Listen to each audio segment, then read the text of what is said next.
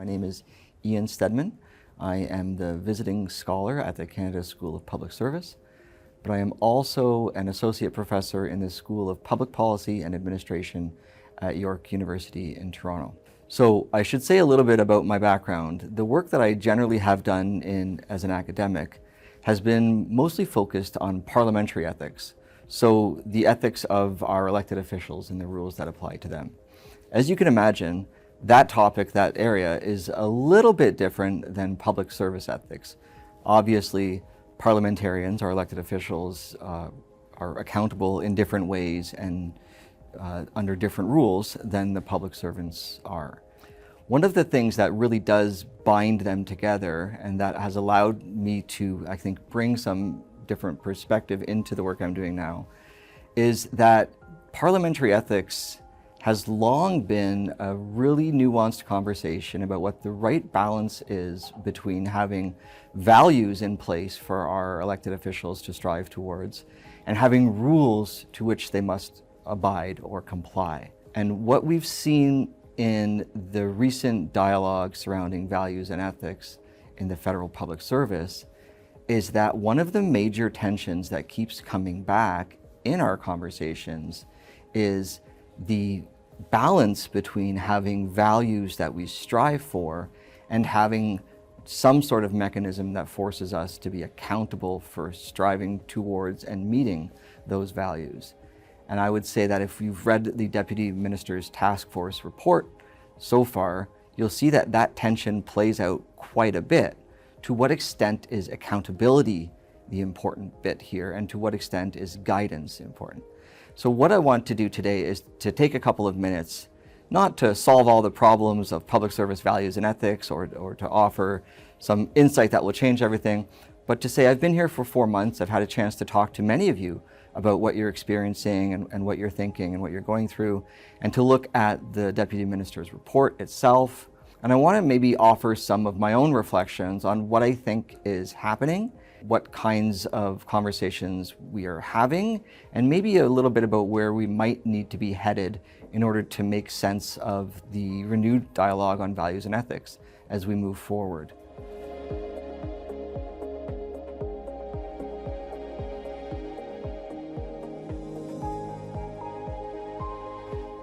Yes, of course it matters that our public service ethics framework is mostly values-oriented.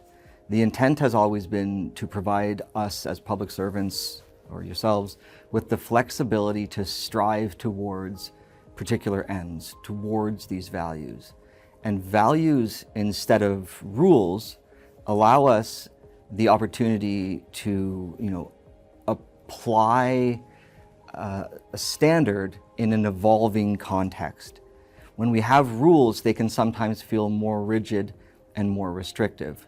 But values are there to give us the flexibility to make decisions that might change. What we really want from a values-driven framework is the opportunity to be reflective, to have dynamic conversations that can change. I do think that within specific contexts, maybe the parliamentary ethics context that I was referring to earlier, sometimes you want hard and fast rules. Because who are we kidding? Some of us don't want to spend our day doing philosophical analysis about normative issues, trying to unpack how we might apply a value to get towards an end. Some of us would like to have a rule that we can apply, and so that we can just get to the end of whatever decision it is that we're trying to make and make sure that we're doing it right and that we're on the right side of compliance, for example. And that's okay, and I think there's a space for that. But it, of course, is important that the public service framework is values-driven, because it gives you the autonomy to take the time to come up with a reason, to do your due diligence, to justify why you're coming to the decisions that you're coming to, without the rigidity of kind of imposing them upon you. So, do I think that it necessarily has to be values-driven? Well, I think one of the things we've seen is that the complexity of ethics frameworks and ethics guidance in the public service is that it's hard to decide how much value and how much rule, what's the right balance.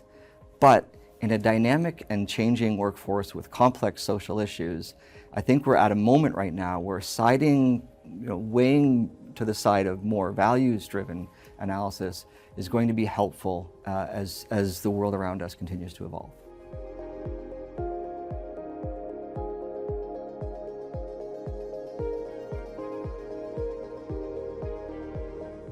Well, that was certainly one of the takeaways from the Deputy Minister's task force, was that some public servants who were interviewed or who took part in the discussions really had a negative sentiment about the level to which compliance was being enforced in the senior levels of management. So does compliance matter? Absolutely. It's hard to tell, given that these are anecdotal conversations, the extent to which compliance is an issue. But I think that from the report, the fact that people were brave enough and willing to say that they don't think compliance is good at the senior management levels, it tells us something about what we need to focus a little bit more on, right? What we don't really want, though, is, I think, to create a compliance culture.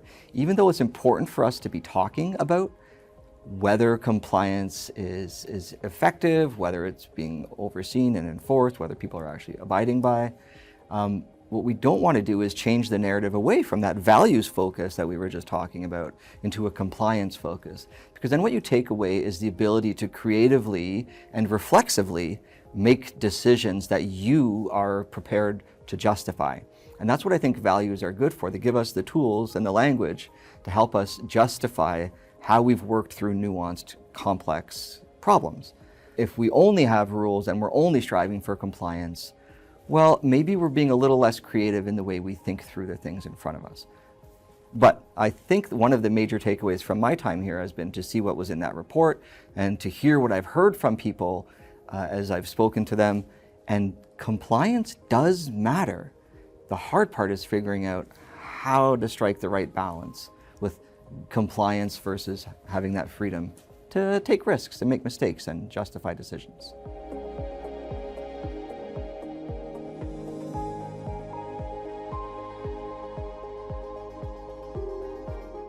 It is incredibly important that we continue to allow that flexibility at the departmental level to make unique decisions about what will work within the culture of that department as far as training and ongoing engagement with values and ethics. I think one of the takeaways that we should give pause to is that we do need to make sure that we're clearer about the baseline expectations across the public service. What we don't want to hear is stories from public servants saying, my friend who works in that department didn't have to do this training, or they did this extra training, or they had this extra opportunity.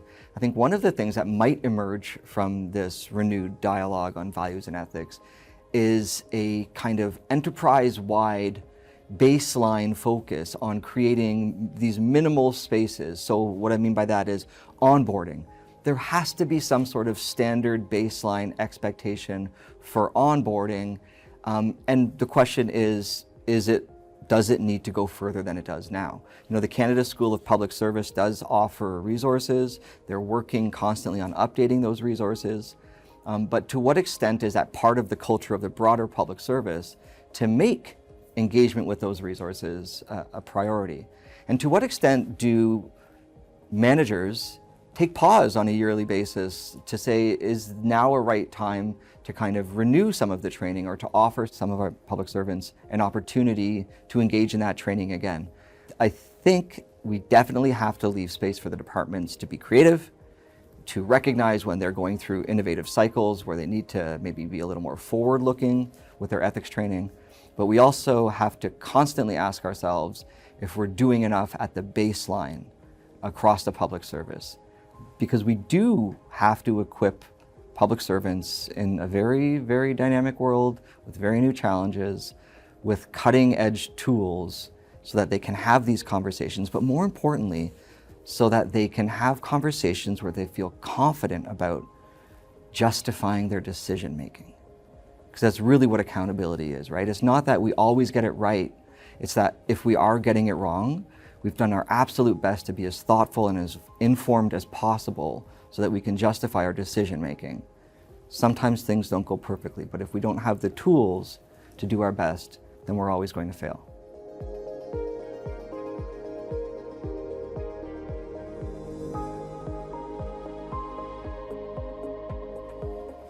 I think one of the things that I've learned as an academic, as a teacher, as a professor, that's important about teaching ethics is that you can't do it with a book, and you can't do it with a piece of paper and say, here, read this code, and then check the box and tell me that you're done reading it. And I think what's important for us to recognize is that we do have expertise across the public service. We have departments who are really digging deep into trying to be innovative with respect to ethics training. And really what that is to be more immersive, to provide public servants with opportunities to actually be engaged in simulated challenges, problems, to make decisions, to have to justify their decisions.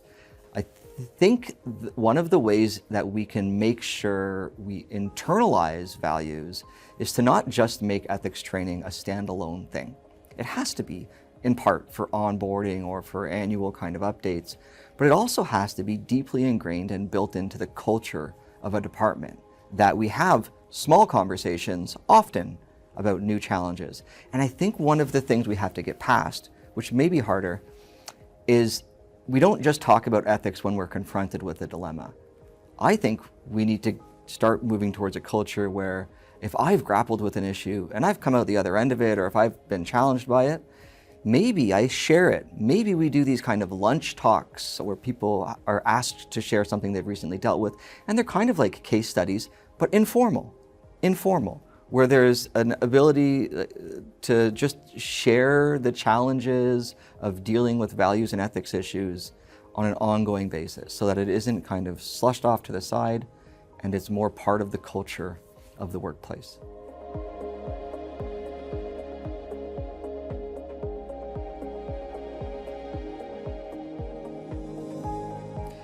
Yes, and I think one of the things that we've heard from public servants is that there's an expectation that it ought to be explicitly and meaningfully incorporated into the competency assessments for executives. I think what my takeaway was from the surveys, the conversations, is that maybe it's not clear how ethical leadership is being treated as part of those competencies and those evaluations. And so maybe what we're hearing is not that there's a problem per se, but there's a problem of communication, of how these things are taking place. And I can understand that it's not often we tell a line public servant how the executive's performance is being evaluated. That doesn't seem like it's a constant priority. But if you're surveying your public service and your public service is saying this is one of the things that's impacting our sense of satisfaction with our workplace, well, that gives you some feedback as well. That gives you a chance to say, okay, well, let's have a conversation about how the code of values and ethics is integrated across the enterprise at different levels so that you all understand how accountability works for different people. Important, again, of course, not to talk about individuals and to talk about specific situations, which is what we all want to talk about around the water cooler, quote unquote. But the idea that compliance with the code of values and ethics could be integrated in a meaningful way, it's essential. It's absolutely essential for the public service to see it be done, not just to think that's done, but to see in some ways that their leaders are being held accountable for the same things that they're being held accountable for.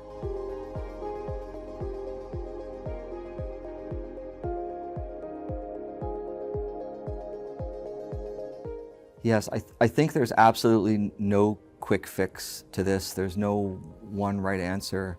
It is incredibly important within the public service that we create, maintain, and foster space for risk-taking. Absolutely. We're going to be confronted with new and dynamic challenges all the time.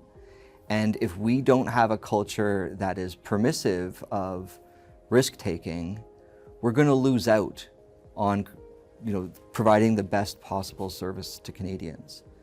So how do we strike a balance between risk-taking and accountability? I think that's a forever moving target.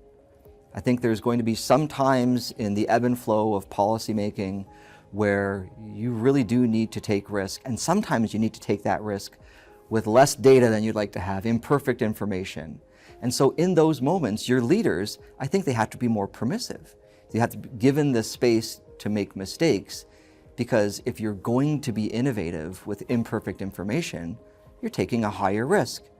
But there's also going to be times where we have better information, where the risk really is more a very calculated one, and it's a risk between is policy A, which is great, and policy B, which is great times 2, the right move right now. Great.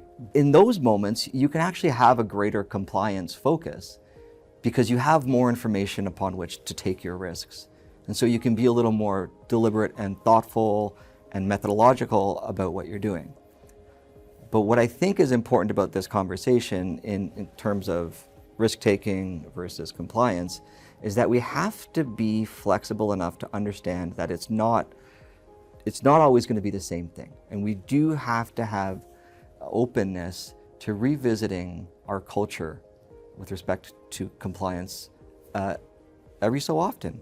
Not every 5 years, but even more so. Maybe even on a file-by-file basis. Maybe as a file gets put before a department, you say, well, this is one where we're kind of in the dark. So let's allow ourselves a little more flexibility, a little more space to take risk. Don't worry about this, let's talk it out, and then we'll make a decision together. And that may be how leadership kind of helps steer the ship in these uncertain spaces.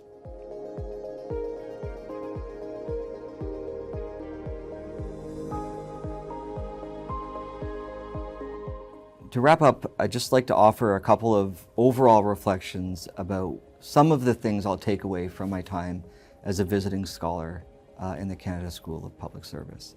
I think that these conversations about values and ethics, they come back in full force every 5 to 10 years.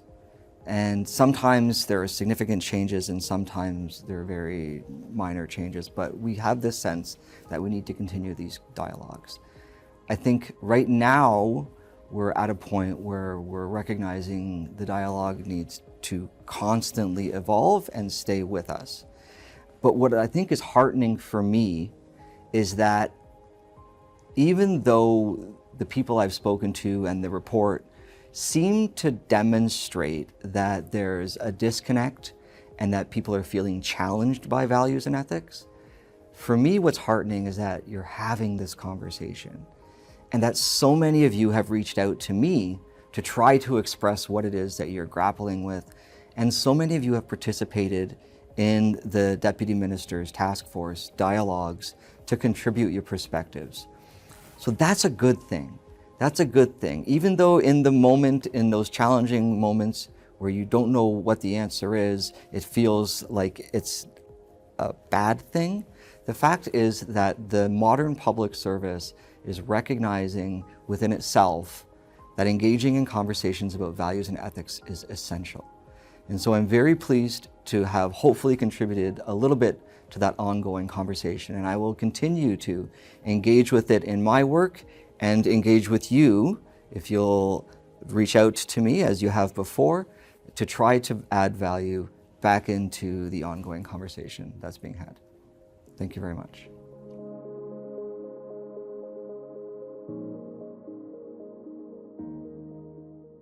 Thank you very much for that, Ian. What I wanted to do is ask you first and foremost to introduce yourself and to maybe tell us a little bit about what you've experienced as our visiting scholar recently. I think some people will have had the advantage of seeing your discussion with Gavin, but others will be meeting you for the first time. So tell us a little bit about yourself, Ian. Thank you. I'm the visiting scholar for the Canada School of Public Service. I've been in this role since November. I had the opportunity to attend a November event where the clerk had a conversation about continuing the conversation about values and ethics, and to introduce myself to those who attended in person and online. And really it's been 4 months of trying to talk to public servants who've reached out about their experience, about this dialogue we're having about values and ethics. And it wasn't part of the engagement with the Canada School, but I happened to be here at the same time that there's this call for action. And so it's been a real interesting opportunity to have conversations with people where they are thinking deeply about both the renewed dialogue as well as the call to action. And that's been a bit of an eye-opener for me. But I've had the privilege of in December sitting down with Gavin and doing a presentation. And in that presentation, maybe offering some of my reflections on what I've heard so far. And there were a few, I think, major takeaways from that talk that I'm hoping to pull on a little bit in our dialogue today as well. Absolutely. I mean, there's no question you're here. It's a complex environment in Ottawa these days. There are a lot of priorities emerging, a lot of really important conversations, and I'm not surprised that you saw all of these different things merging together in your conversation with Gavin. Do you want to share maybe some of those key takeaways, key observations, things you've seen and heard in Yeah, and I think maybe it's important to say, as a scholar coming into the public service, you have a sense of what you think the complexity of the environment is. Yeah. And then humbly, you learn that it's much more complex of an environment and of a dialogue than you might have expected. We're always happy to hear that. Yeah. When the acknowledgement that Humbly it's a difficult place and a acknowledging difficult it, job. Yeah. And that's good. That's good for me, because what you don't want is to be someone who's writing about an environment who doesn't take the time to try to, understand and maybe simplify it too much in the work you're doing. But some of the takeaways that came from the talk with Gavin, and she made a wonderful post on LinkedIn about it after we were done, was the first thing I wanted to kind of convey was that conversations about ethics and values, they're hard conversations. They're not easy conversations. They're not supposed to be. When I teach as a professor about values and ethics, the value in the dialogue or in the seminar and the course is in the conversation, is in trying to work through the nuance of a difficult problem. And I think that's something that we have to make sure that we are okay with. That is part of the culture of the public service, is that we're dealing with complex social issues. And complex social issues demand complicated conversations, patient ones, nuanced ones. And we need to, another takeaway from was, make space for those conversations. It's not possible to have a checkbox or a little algorithm you apply whenever you're confronted with a social issue or moral dilemma. It's not. Sometimes, maybe, if we've worked through them before, we have a sense of how to get through them the second time. But for the most part, what we're doing in the public service is cutting edge work on new issues or new problems where we're trying to figure something out for the first time. So yes, complicated. And number two, we need to intentionally make space for uncomfortable and challenging discussions about how to apply our values and ethics to the work we're doing as public servants. And then I think one of the major takeaways that I brought to that presentation, which came from hearing from public servants, was that the concepts of loyalty and neutrality and being serving as a public servant in an impartial way are increasingly, for some, challenging to wrap their head around. And so I emphasized in that talk that impartiality doesn't mean you aren't yourself, you don't bring your full self to work. It doesn't mean you don't have your same experiences navigating the world. It means that as we give our best advice to our managers and up the chain to the policymakers, we do that with the best data available, with methodologically rigorous data, and we don't go out of our way to fill in the gaps with the things that we believe or want to see, that we do good work that we can support with good research.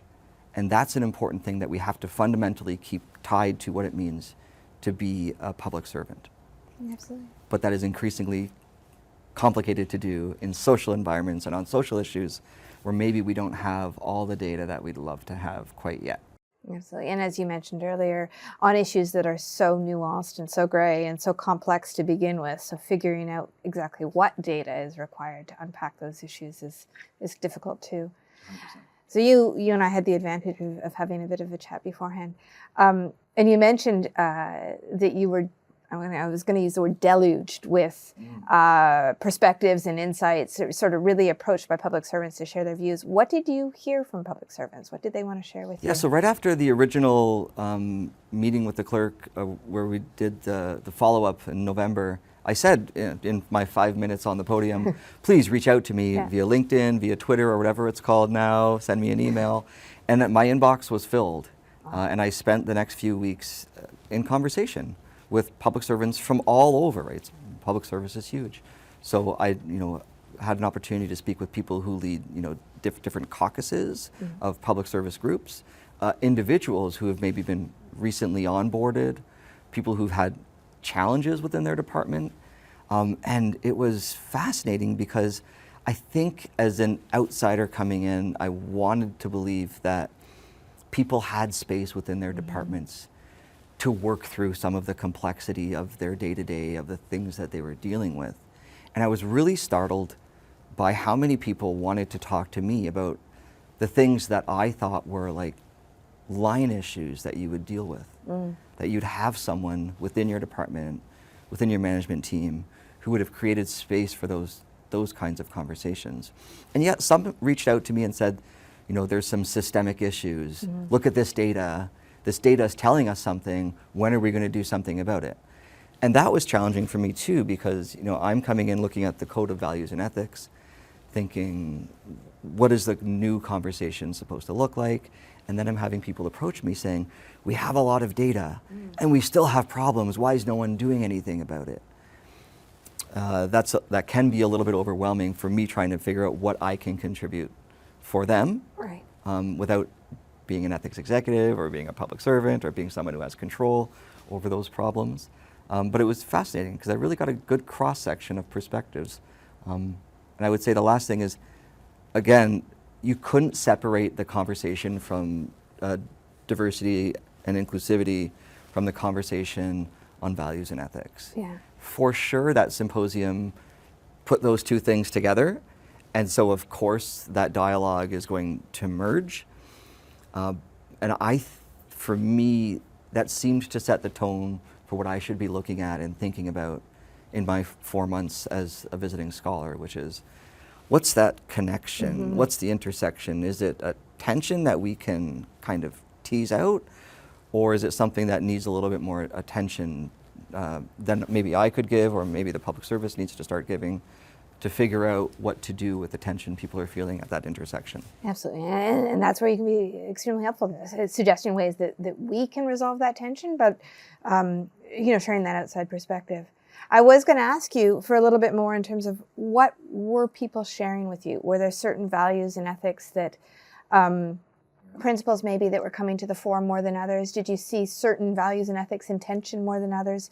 What was the wisdom that you received from people? I think one of the things that really stood out to me was how many people wanted to know how to apply the code. What's the algorithm? What do I apply first? What's the hierarchy of values? And so many people were told that their diversity was an asset, but then maybe they didn't see some of the things that they thought were the benefit of their diversity reflected in policies that we're going through or programs that we're going through, or maybe they just didn't see the perfect match of what they expected with what with what was happening. And a lot of people talked about the respect for people, like that value of respect for people, because it doesn't exist on its own. Like, it's not in a silo. It's respect for people within the context of all the other values, such as, respect for democracy. And giving your best advice and loyally implementing the policies that are legally, passed. And so for a lot of people who have come into the public service, what does respect for people mean in this increasingly complex, increasingly diverse, increasingly nuanced and difficult to unpack environment that we're trying to advance policy initiatives? So that one for me is, I think, going to get more of my attention as I move into the, the latter stages of being a visiting scholar, and also as an academic, what should I be trying to focus my energy on to help do something that can contribute meaningfully to the dialogue around values and ethics in the public service? And I think respect for people is a pretty big one. It is a very big one. And you're absolutely right. It's also where we intersect with some of those other really significant priorities, like the call to action and so on. And I like that you're pulling out that tension for us between, the respect for people and then everything that falls into that we call it the democracy value. So the Westminster system and this notion of loyal implementation, because that respect for people piece is a lot about sharing your experiences, speaking your truth, bringing your full self to work. And sometimes that does clash with that notion of anonymity, loyalty, all of that. Do you want to talk about that one a little bit more? Because it's an interesting one. And then we also think about excellence and how we do excellent work. We do need to resolve that tension between the two or make it work effectively. Yeah, I think there were a few things that I took from the conversations. One is, the Westminster system of responsible government and what those things mean. That's the kind of stuff that we teach in university. It seems more academic and more theoretical, and it's hard to kind of breathe that language in your day-to-day when it's not so simple. It's not so cut and dry. Impartiality, what does that mean? Respect, loyalty, like those are challenging concepts. And so my takeaway from this, from the people I spoke to, was like those concepts still apply. It's still a Westminster system. We still have to be true to that kind of history, but we do need to think about what they mean in the evolving context. Yeah. And in order to do that, coming back to the conversation with Gavin, we need to create space for complicated, complex, emerging conversations that are messy and that sometimes are uncomfortable, because we're all trying to unpack what does loyalty mean. And something that was very interesting to me was how many people I spoke to were new to the public service.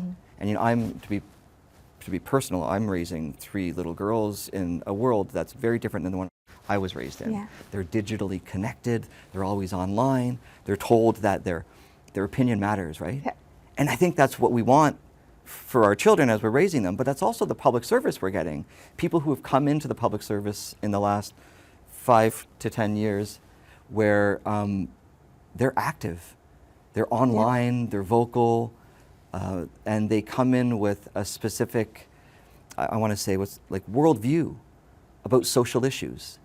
And so navigating neutrality and impartiality with having been raised in a world that demands you have a voice about specific social issues, that's been challenging too. Yeah. And that comes right back to the clash of values. Absolutely. And needing this space to unpack and unravel how do we have respect for individuals with respect for democracy and navigate that. So that's been for me also a fascinating part of why we need more space for dialogue within the public service actively. Yeah. Absolutely. I mean, there's no question, right? That we need the benefit of that diversity to put good policies in place, to develop the right programs to meet the needs of Canadians. We need to make sure that we are hearing all of those voices. And I agree with you in terms of making sure we have spaces for those voices, that we create the right workplaces, the right mechanisms. Can you speak about that a little bit more? What would you see us implementing in the public service maybe to further enhance that dialogue or to make those voices more resonant? So I think as an outsider who hasn't worked in the federal public service, it struck me that I always thought that those spaces already existed, that it was part of the everyday work. And it's important to always be saying that ethics and the dialogue about ethics is evolving and to not allow it to become static. Nothing that we've done in the past is good enough for the future. And I think it's about building that culture at the executive level too, so that the executive level behaves and expects behaviors that they also mirror back. So I think one of the takeaways for me was, it's easy to say, let's make space. Yeah. It's super easy to say it. What's hard in the complex, dynamic, ever-evolving, quick, fast-paced, high expectation environment that a policy position might be, for example, is to actually carve out that space. And so we have to be, I think, very intentional with where to do it and how to do it.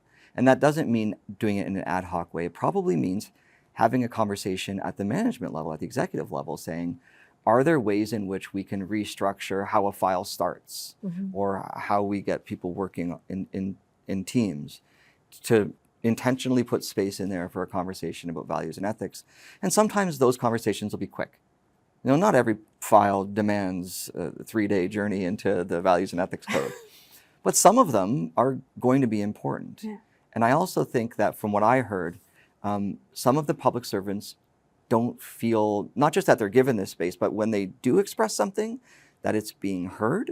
So I think one of the things we can do is just be a little more intentional about making sure we acknowledge and reflect back the voices of our public service who are trying to express concerns about, whether it's diversity and inclusivity or values and ethics through one of the other lenses or values that are in there. But just to make sure that they know they're being heard, even if their contribution doesn't eventually lead to the policy direction that's decided upon. That's right. To reflect it back. We do this really well, or I think we do it well, with public consultation. Right? We tend to put out a what we heard report and to try to reflect back as much as we can so that those who've contributed to the conversation feel like their contribution has at least been seen, heard, acknowledged, considered. And so maybe we just need to do that a little bit more with some of the public service spaces. And I think hopefully from the Deputy Minister's report, there's some feedback from those they spoke to about where those spaces are. And maybe even in the public sector employees report, there's probably some data that you can extract about where people are finding these tensions emerge. And then management can probably more intentionally go into those spaces and say, okay, let's carve out some space here and here and here for more dialogue. No, I could carve out or create. I think that Right. notion of psychological safety and creating environments where people feel comfortable bringing their views forward, Right. and making sure too that they have mechanisms to come forward. Not everybody wants to speak up. For some people, it's a survey, an anonymous contribution, but really making sure that you are creating those spaces where people can come forward and share their views. But I love too, your comment on making sure people know that they have been heard. I think that that's very important as well. Know that they matter. Know that their perspectives are being taken into account. Very important as well.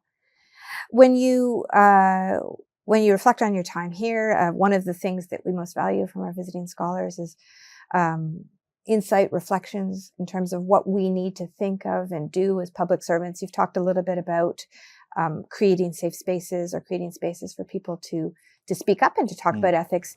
Anything else you think we need to be thinking about?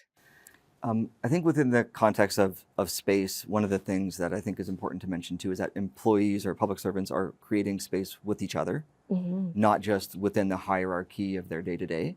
And that's super important for the public service to acknowledge as a valuable thing, right? So when I had people reach out to me, many of them represented different groups of public servants.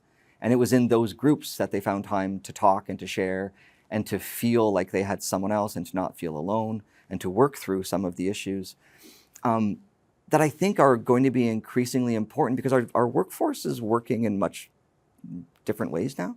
We're not all in person. We're in person right now for a conversation, but the building is not full.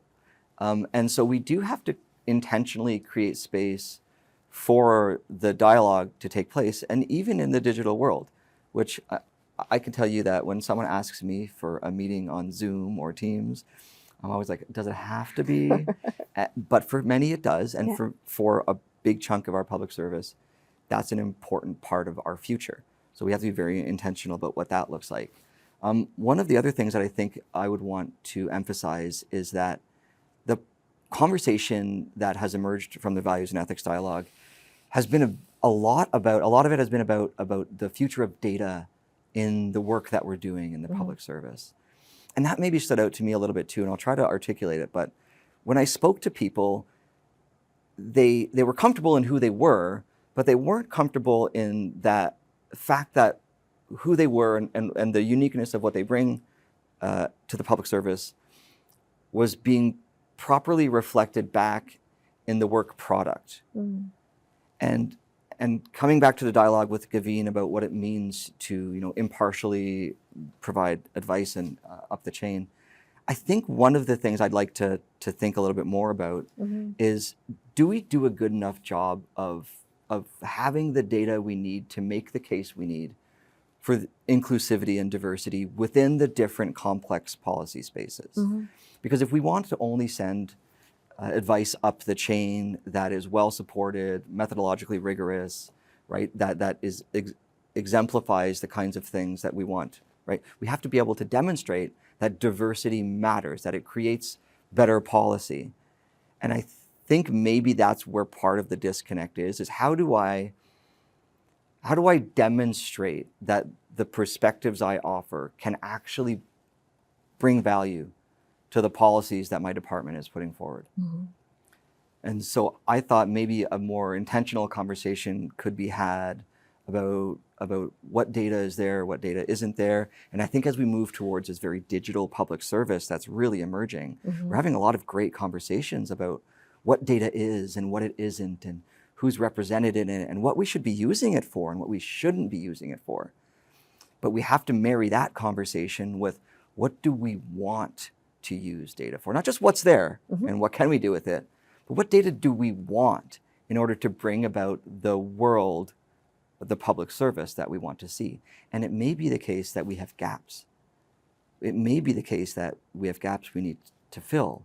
I think about Dr. Rachel Zellers' report. And if you went around and you asked Black executives, what's she going to find? They would have told you exactly what she found. They didn't need a report for that. They knew what she was going to find. But now we have a report, and a report provides a data point. It provides, in many cases, a methodologically rigorous base upon which to have a conversation about what exists, what doesn't exist, and maybe how can we improve upon it. So I think that's where these things clash, the diversity, the call to action conversation, and the values and ethics. That's where I think we can take them and create something of benefit, which is recognizing where the gap is in our understanding of that intersection, and starting to be more deliberate about collecting the data we need to fill that gap, to make sure that our policy efforts are reflective of what we want them, what we aspire for them to be. Yeah. Oh, so much in what you just said that I want to pull out. I mean, first beginning with your recognition that peer-to-peer discussions are important. I think one of the things that matters a lot in this space is trust. And I think there's no question that trust is harder to build when we're meeting online. It's harder to build in a stressed out, busy world. So finding places where we can build trust between one another, I think, is a big part of, creating that environment where people come forward and share their views on values, ethics, diversity, all of these important questions. Maybe also just, I also did want to endorse your point or pick up your point again on data, because I agree with you that with data, there's always that problem that louder voices get captured first, or that the expected voices are captured. And a little bit about another aspect of this is just making sure that we are using or capturing that data in a way that allows those voices to come to the fore. So any ideas in terms of how we capture that data? How do we get the data we need? Maybe thinking too about that question of safe space. And Yeah.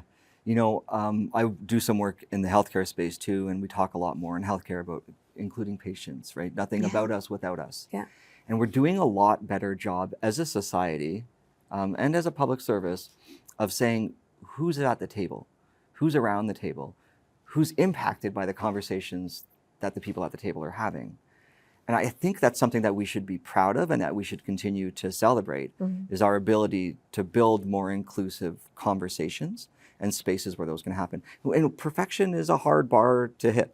It's a high bar to meet. I think it's a fool's goal, isn't it? Perfection. But progress and open dialogue, and I think, sober self-reflection on the things that we're not yet doing well enough is important.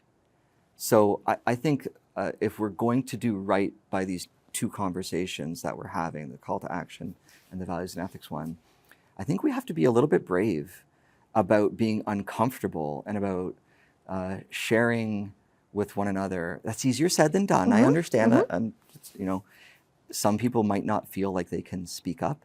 So maybe some takeaways are I think at the management level, you have to take serious this idea of creating space for vulnerability and expression and sharing that might be uncomfortable.